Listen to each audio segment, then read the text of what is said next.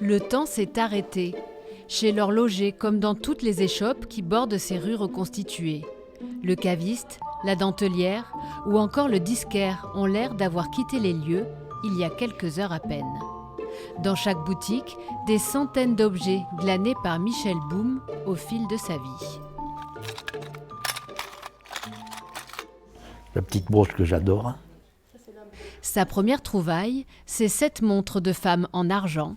Il avait à peine 7 ans. Le premier objet, quand même quelque chose qui est quand même qui pour moi avait une sacrée valeur, puisque on n'avait rien à la campagne, on n'avait pas grand-chose. Hein. Il y en a qui ont des trésors immenses, et puis moi, avec rien, c'était un trésor. C'est beau, ça. Depuis, c'est plus fort que lui. Tout ce qui peut témoigner de la vie d'avant, Michel l'a mis de côté, frénétiquement.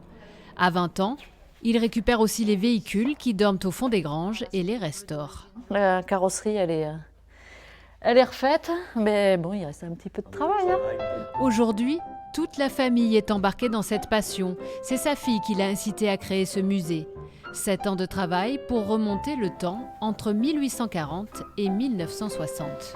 Chaque objet a son histoire et l'idée c'est de redonner l'histoire à cet objet. Donc on l'a remis dans son contexte, on l'a remis dans son commerce et il suffit de redécouvrir et de regarder à l'intérieur des boutiques pour revoir ces objets reprendre vie et raconter leur histoire tout simplement.